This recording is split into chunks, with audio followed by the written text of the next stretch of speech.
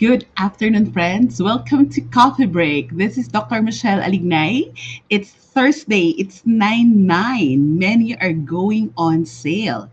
And if you see that 9/9 sale, it is connected to red tags. But this afternoon, we're going to talk about the continuation of my topic, and that it's about red flags, relationship red flags. So join me for the rest of this session because I know that we started a very meaty discussion the other day, last Tuesday. Red And flags, is only now that you are accessing this, kung hindi nyo napanood the other day, I invite you, please do get hold of that episode here at my Facebook page, or you can also listen to it via Spotify and YouTube. So please, wag naman natin itag yung ating mga friends na kailangan marinig nito. I-message nyo naman siya secretly so that they can be blessed, they can learn, and we can continue. So may maaga dito. Hello, Miss Carmanuel. Is your coffee ready? Ako, I'm drinking my homemade um, black tea with lemon and kefir. I'm drinking that healthy probiotic kefir. Okay, so tuloy natin ang usapan. Red flags. The other day, we started talking about red flags in relationship. This is especially true for those who are in boyfriend-girlfriend relationship and even for marriages, ha. Hindi ito sa simula lang. Kailangan ongoing nakikita natin to. But the funny thing is that, sometimes mas nakikita natin pag lumalalim ang relasyon. Hindi ba? Kaya siya red flags because there are already the warning signals. But you're not going to see the real deal. You're not going to see the main issue, the main meat, until you're deep into the relationship. That's why it's called red flag, because they are already warning that there's a possibility that the person might be so and so. Do you agree? So there's a possibility that this might happen. There's a possibility that the person is more than willing to be open and more than willing to work on it. But it's also possible that the person would not be very accepting of the weakness. So I would like to put this forward and to enjoy new friends that many of us hindi natin tinitingnan ang red flag sa relasyon. Tama ba? Marami nang nadapa, marami nang nagkamali, marami nang nasaktan, marami nang nawasak, marami nang iniwan at nang iwan. Uh, we have so many people around us that these red flags, they might have seen it, but they did not heed it. They did not take note of it, or they did not take it as a warning, so that tuloy-tuloy yung relasyon. Kasi, as I mentioned last Tuesday, when we start a relationship, especially when we're at the stage, like nagliligawan, getting to know face, everything, it's like a bed of roses. We are wearing rose-colored glasses. In short, marami ang na marami ang bulag. Ayan. Yan yung love is blind, maraming bulag sa pag-ibig. So, what are the things I explained to you the first six that we should note, and then today I'm going to explain to you six other points. Ang dami, no? Actually, this is just my observations and my own insight, but I'm sure there are more. So the first is, check how the person deal with significant people, especially the parents or the siblings. The second, how is the person dealing with stressful events? At ang sabi ni Carmanuel, surprise chaos, di ba? Parang may problema, charan, it presents himself, how does the person deal with it? The third one, um, what are the important values in your relationship? Are you two aligned in your values? Is the person intentional and consistent when it comes to pursuing those values? The fourth one, is there communication? Is there vulnerability in the relationship? Dapat ideally meron. Pag yung tao hindi open, pag yung communication very functional or very transactional lang, and then you don't even know what's happening. At ito yung isa sa indicator, mas alam mo pa yung nangyayari sa kanya because of his news feed, Twitter, or other social media accounts, but he or she does not really share what's really happening inside him, and then that is really a big red flag. uh, the fifth one is the person mature to take on responsibility for himself or herself, being an adult, di ba? Hindi ito usapang teenagers, hindi ito usapang anak. We are talking about adults. Is the person mature enough to take responsibility for himself or herself? And the sixth, is there mutual trust and respect? Ayan, yan yung first six. Friends, for those of you who are watching, which among these six can you relate well? Or parang, ito talaga pinapaniwalaan ko. Ito talaga ginawa ko to. Is there something that is striking for you? Can you put that in the comments? So, I'll explain to you the next six. And then, so ito na yung the part two for this, what do you call this, installment of the relationship red flags. The next six, the set two. One, or the seventh, does your family or friends support the relationship? This is really tricky because some really, meron tipong you and me against the world ang peg. Yung parang ayaw sa kanya ng pamilya ko. Ayaw sa kanya ng, sinisiraan siya ng angkan ko. But I've seen many marriages also that they are not against the person, maybe, but the circumstances. Maybe, meron silang binobotong isa. Alam mo yun na, meron, hindi nila feel kasi meron silang, mas gusto nila yung dating girlfriend. Mas gusto nila yung dating girlfriend. Or parang, hindi lang kanila feel. But you would also realize that there's a certain degree that you have to also note what your family, significant family ha, hindi yung mga nanchismis na family. Ibig ko sabihin dito yung mga well-meaning and very close to you na family and friends.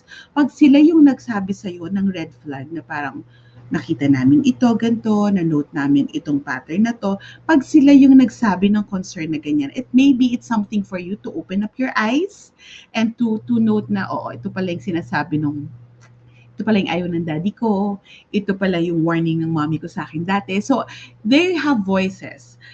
Especially if your family or friends are hindi naman talaga sila nangingialam. Ibang usapan yung talagang mga habit na makialam sa relasyon at sa buhay ng ibang tao. Ibang usapan yun. But if your well-meaning family and friends have a say, have resistance, have apprehensions or doubt about that relationship of yours, and then maybe it's possible that there is ground. So, maganda din dito, hindi naman natin sinasabi na, ay, papaniwalaan ko fully, pero magandang pakinggan at buksan yun yung mata natin or isip natin. And then, the next one is that person controlling or have a tendency to control, manipulate, or project to you his issues. Nako, ito talagang I would be very, very, very strong about this. There are people like that. There are people na very controlling.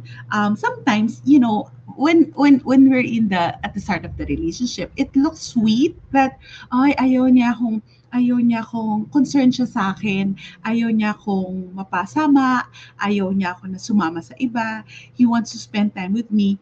But magkaiba yon dun sa the person would only want to seek you.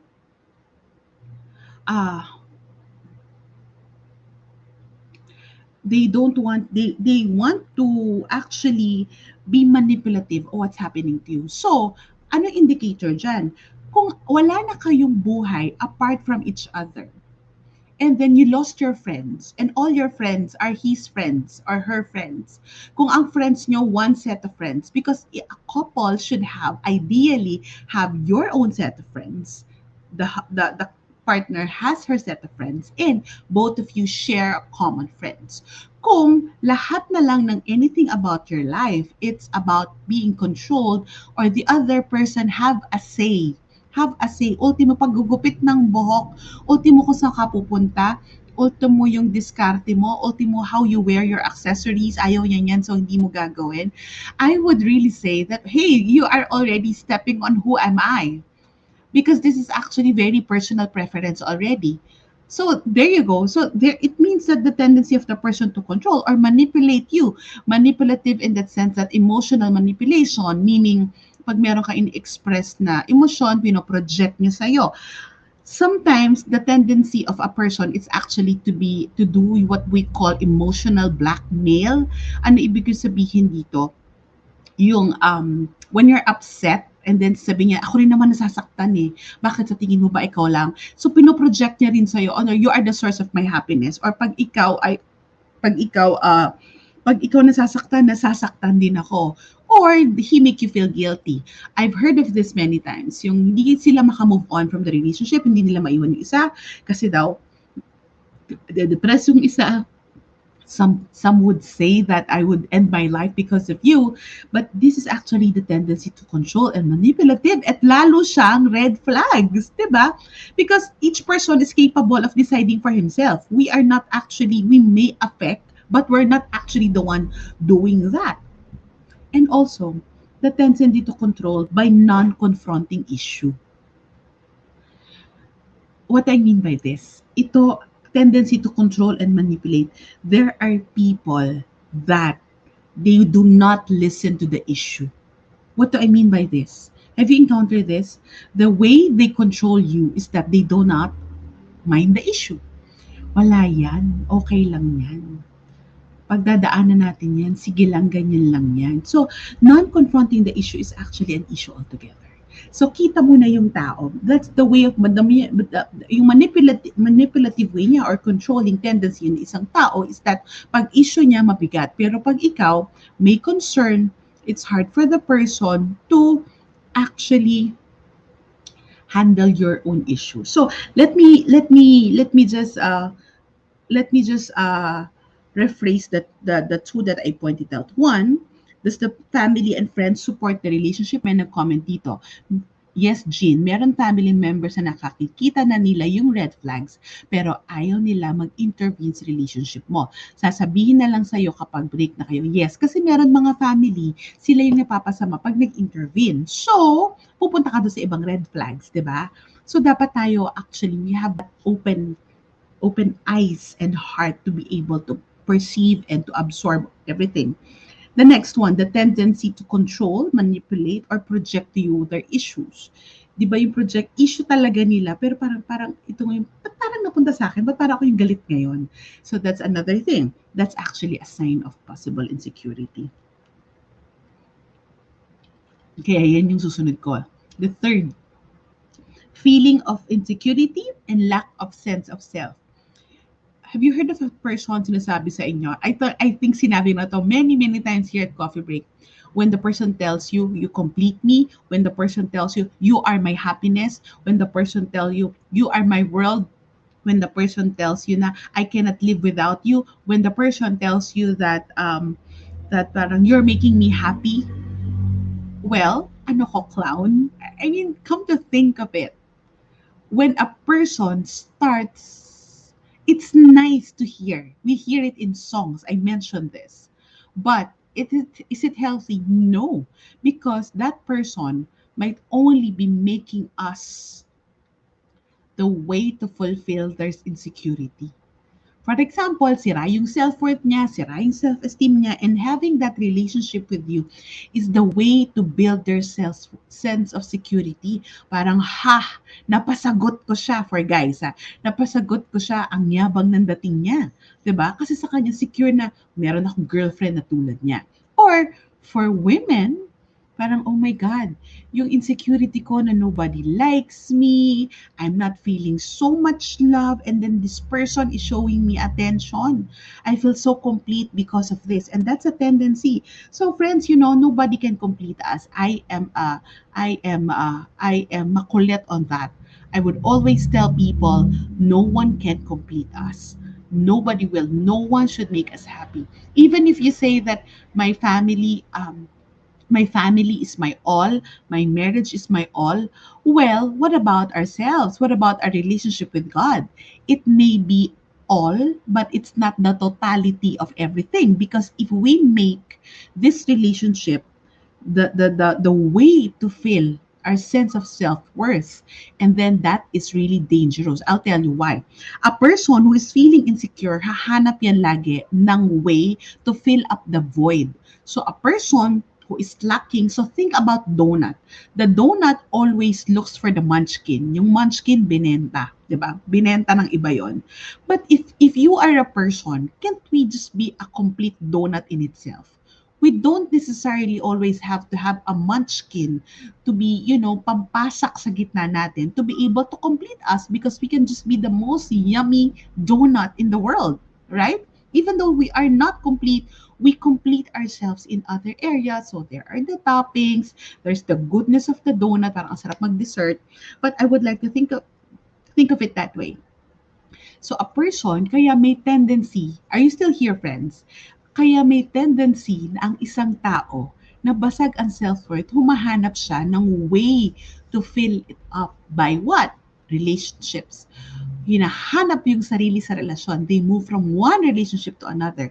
So pag yung relasyon na yon napampasak nila sa butas nilang pagkatao, sa butas nilang self-worth or pagkapalagi sa sarili, ang nangyayari dyan, pag iyong relasyon na yon ay nag-fail, hahanap na naman sila ng isang way to fill out their self-worth. Kaya di ba, honestly, mas madali na ma-fill in, mas madaling, I put that quote in my Instagram stories the other day, mas madaling makipaglandi ng iba kesa sa harapin ang problema. Are you getting me? Because pakipaglandian sa iba is a feel-good thing. Nabuboost yung ego, nabuboost yung esteem. But confronting the issue of a marriage, of partners, is actually confronting the self-esteem or the self-worth of the person. And in effect, ikaw yung nako-confront. Makikitang butas ka. Makikitang, ay, insecure pala siya in some aspect that he's just trying up to cover because he has a fulfilling career, because he has money, because she has a good business or she has a career also. She's pretty. So yung iba, they cover up for their insecurities with so many external things, but come to think of it, inside they are hiding behind their titles or their achievements or whatever they have, or they're even hiding behind their relationship. Is this making sense, friends? So there you go. So that's the analogy why if a person shows insecurity at yung mga remark niya na parang hindi kumpletong araw ko pag hindi kita nakita, ay dapat na kumpletong araw niya. Kasi dapat bonus ka na lang pag magkasama kayo. You know what I mean? So there, it may be flattering, it may be flattering to hear all this, but it's really, really, there are signs. It's nice na nagbibiroan ng ganito, but if it's becoming serious, ang sinabi sa'yo na parang, ikaw na nga lang nakakapagpasaya sa akin, ay bakit? Hindi ka marunong maging masaya? Kung wala ako, and then that's dangerous. That is dangerous. May nag-comment, Leah, yung basag ang self-esteem, madaling manlandi ng iba. Totoo yan. Totoo yan. Kasi hindi niya ma-deal with yung issue, yung totoong issue, especially if he is already in a relationship, mas madaling manlandi ng iba. Kasi feel good yon. Okay. So, that's the 1, 2, tendency to be in control, feeling insecure. The third, fourth, non-resolution of past relationships. Tada! Pag alam niya na may ex at sinabing okay na ako, buo na ako ulit, naka-recover na ako, in 1 year, naka-recover ka, ang galing in a few months, recover ka na agad. Especially if the relationship is really long and really yung mga pa-cute lang na relasyon, yung parang madaling mag-move on, pwede yon. Pero yung bang relasyon na napakalalim, some talagang may annulment, some talaga parang, wreak havoc in the totality of the person. I think it's more than, it will take you more years to recover if you have recovered and move on from not having a partner, magkaiba yung healing process mo as a person. Kasi ang isang tao, kahit na sabihin natin it's maybe the other person who's dysfunctional, in reality, each of us are affected by the relationships we had. So the healing process of you, magkaiba for me for me, my perception is that it's two things. We get over that the relationship is over, or it's another thing that we heal and get our act together, build ourselves up because we would like to move on and build up ourselves because of the relationship, because of the past relationship. So, pwedeng naka-move on na, natapos na kayo, pero hindi mo pa rin naaayos yung sarili mo. Or you don't even know where to start. So, non-resolution of past relationship. So, may tinatago na kapag alam nyo, friends, if you are in a relationship at tinatago sa inyo kung sino at ayaw magkwento. They don't need to tell you the whole and full details. But if other people are the ones supplying you with information na, ay, ganito yung nangyari dyan dati. Ay, yung ex niyan kasi ito yung nangyari. Ay, nangyari to dati. Nako, that is dangerous. Kasi imagine, if you were mag-boyfriend and then you're gonna get married to this person and you don't even know half of him or whole of him, that is dangerous. Because non-resolution of past relationship means that the person might have also latak, might have remnants or what we have left over of the patterns that did not work well. Remember, it takes two to tango, lalo na kung naghiwalay yan. Yung isa, meron remnants nung isa. So, non-resolution, pag hindi kinonfront yung issue dun sa past relationship, at sabi, okay na yan, okay na ako, move on na ako, move on. Magkaiba yung moving on. Yung move on, magkaiba yung moving on and then you're just moving on because you know you need to move. But when you also say that I am moving on, I would like to grow and move forward because I have learned my past lessons or nakita ko na kung ano yung mali ko, so alam ko na sa atin kung ano yung hindi ko dapat ulitin. So that is actually the more helpful way. But if they are denying, then that is a red flag. Okay. And 1, 2, 3, 4. Are you still here, friends? Is this helpful for you? Can you get what I'm saying here? So okay. So does your family and friends support the relationship? Does the person have the tendency to control, manipulate, and protect the issues or protect himself from the issues? Does the person feel insecure and lacking in self-esteem? And the fourth, non-resolution. Does the person do not resolve past relationship or past issues in relationship? And number 5, making you feel needed. Alam nyo, ito hindi common na nakikita, but for me, this is a red flag. Ladies, talk to me. Di ba sometimes it's good na, ay gusto niya ipagluto ko siya ng ganito eh. Hindi kasi yun makakain nang wala ako. So cute, di ba? Parang gusto niya kasi pinipilian ko pa siya ng kasama ko siyang mag-shopping, pipili ako kung ano yung damit na maganda para sa kanya. That is nice when it's an add-on. But when you're already married, at sasabihin natin na hindi makakain ang asawa ko ng hindi luto ko. Yes, it makes us feel needed, but do you know that it also leads to codependency? That we cannot no longer, the person cannot function anymore without the other person. Nice to hear if pa-cute, but in reality, in looking at the big spectrum of a relationship, of a marriage, this is not healthy. That the person is making you dependent on him. Dependent for money, dependent for decisions na, okay, I really admit that a man and a woman, if you're married, you're supposed to have a common decision with matters. But the thing is, if the person would not make you decide for yourself, because some decisions for us ladies, we just present it to the husband, lalo na kung not naman the major decisions, like I prefer this, so I would do this. So, I bought something for myself. Yan, ganyan. O, I bought something for the house. So, may mga maliliit na bagay na hindi na natin sila kailangang konsultahin. Pero, kung yung maliliit na bagay, hindi na tayo marunong, we cannot stand on our feet already. We don't know anymore. Or, if we make a decision and it did not turn out well, the other person will make us feel that we are less of a person or we did not do the right thing. Because if a person is making them feel that we always need them. Kailangan mo ko, hindi mo kayang gawin yan. Hindi mo kayang desisyonan yan. Kailangan mo ko kasi ako yung magsasabi niyan. That can be also controlling and that can be a sign of codependency. Kasi we have to realize that the other person might not be there the whole time. The other person may fail us. The other person, they may go, they may get sick, something might happen. And then what will happen to us if that's the case? You have to think about that.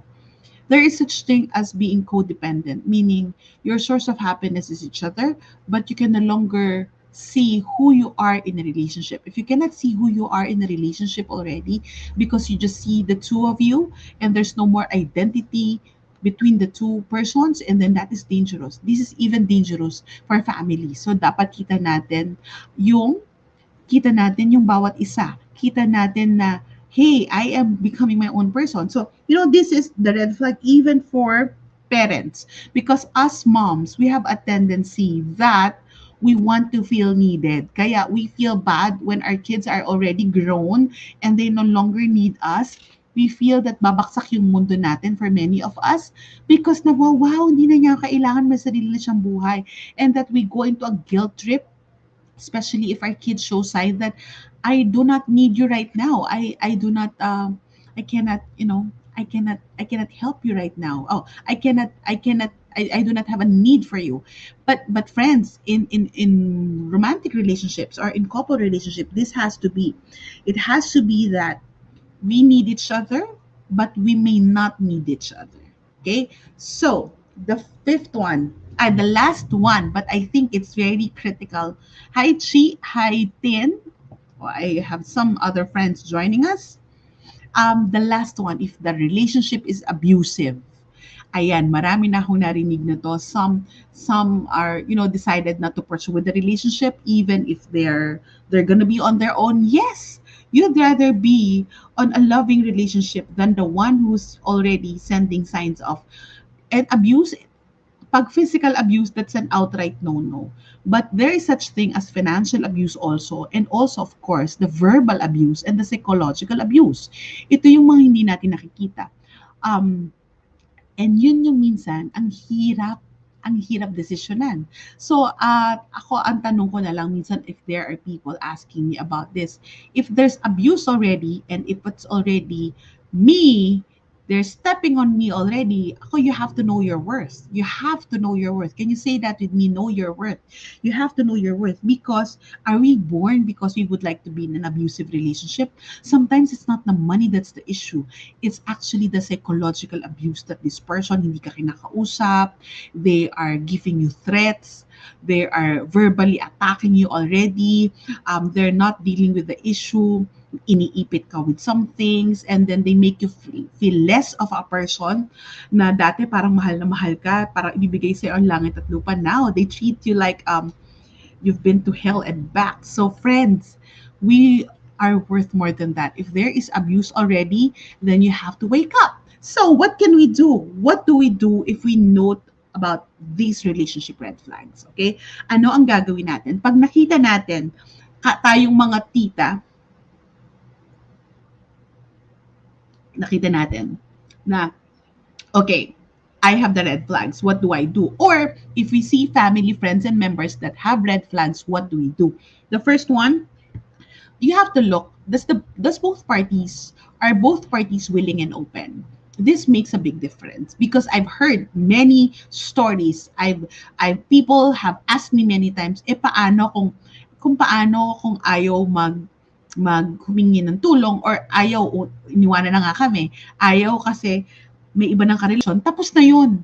May nanalo na doon. Nanalo na siya. Kasi nagdesisyon na siya. Ikaw ang hindi pa nananalo kasi ayaw mo pang magdesisyon. If the person, if both of, this is in the context that if both parties would like to work on it, work on it. There's red flags, then work on it. Work on it. The two of you get special help if needed. Uh, get counseling if needed. It's critical. So you have to work on it. If both parties want it, pero hindi lang to ano ha, I have to warn you, hindi lang sorry. Kasi minsan meron akong mga people that sorry na lang. So, ganun na lang yun. Sorry na lang yun. Have you encountered people like that? Sorry na lang. Ako, for me, hindi lang sorry yun. Hello, mag-counseling tayo. Let's seek people who can help us go through it. Because friends, kung halimbawa, I've encountered one time before, somebody consulted me. So, nagkaroon ng affair yung asawa niya, and then parang, sabi niya parang, nagsusorry na daw, and then bumalik na sa bahay. Sabi ko, ganun na lang yun. Kasi for me, kanya-kanya naman tayo ng value. There has to be resolutions. There has to be intervention. Maybe it's not to the point of getting counseling, but maybe you just need to be accountable to each other, that you're going to work on the relationship. Hindi lang yung parang, and you put things in the past but without confronting it. Kasi at a certain time, puputok din yung issue yun, mabubuhay yung issue yun, and then you'll see that it's still there, problema lang. So para lang siyang pigsa na bigla na lang puputok pag talagang kailangan na. So you have to deal with the issue. And the next one, if both parties are willing, go and deal with it. If a partner is denying and does not want to deal with it, you have to let go. Yun yung pinakamahirap na kailangan sabihin. Kung ayaw makipag-cooperate, you have to accept na ayaw niyo makipag-cooperate at tulungan mo ang sarili mo. If you have kids, if you're single, good, get out of the relationship. You're worth more than that. You're worth more than being belittled. You're worth more than being treated badly. So get out of the relationship. If the person do not want to work on it, do not show any remorse. Do not show any sign that they would like to do something about it, and then get out of it. Lalo na kung umalis na pala, edi umalis ka na rin. Umalis ka na dun sa psychological state that you're still together. So that is. And if both parties are affected but do not want to deal with it, well, meron ganito. Alam niyo, this is very Pinoy, right? Alam niyo, for example, tayong mga nakakakita, alam mo nang sila ay parang may mali, and hindi naman natin pwedeng pangangasukan. Para na lang tayo nanonood ng soap opera na bigla na lang may puputok at may problemang mangyayari. Right? I think if both parties do not want to deal with it, wala. Susuportahan mo na lang pag may nangyari na. Because some people learn that way.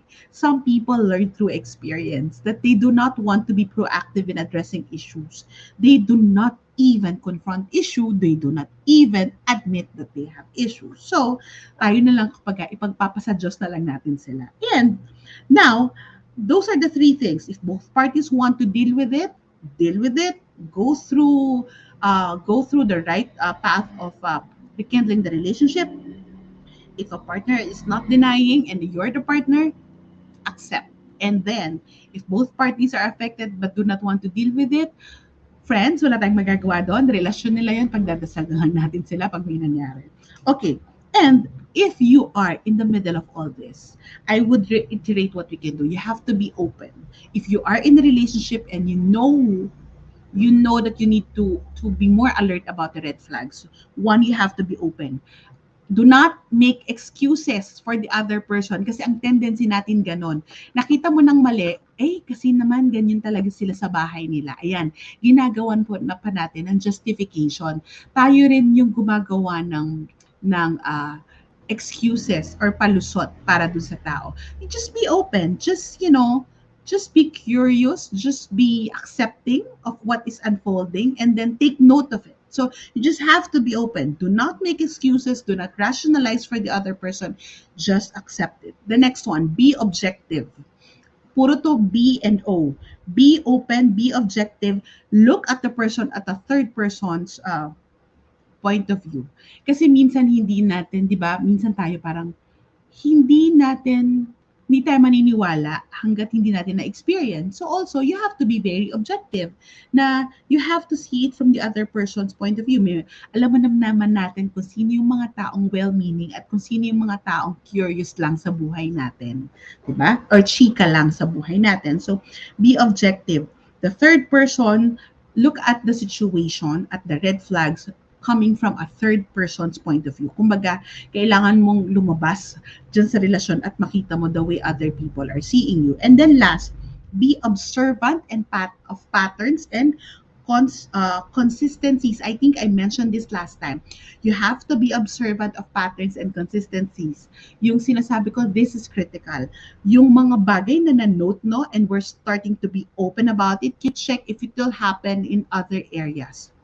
Baka sabihin nyo na, kasi if you would see, if you focus on one aspect and your eyes are open already to what's really happening, you would see that you would already have that critical eye na napapansin mo, ay, oo nga. Well, to the point na minsan nakakainis because it will get into us. But actually, it will be helpful also for us to realize that, hey, there is a certain pattern that this person has. Meron siyang pattern. Meron siyang hindi nakakatulong na pattern.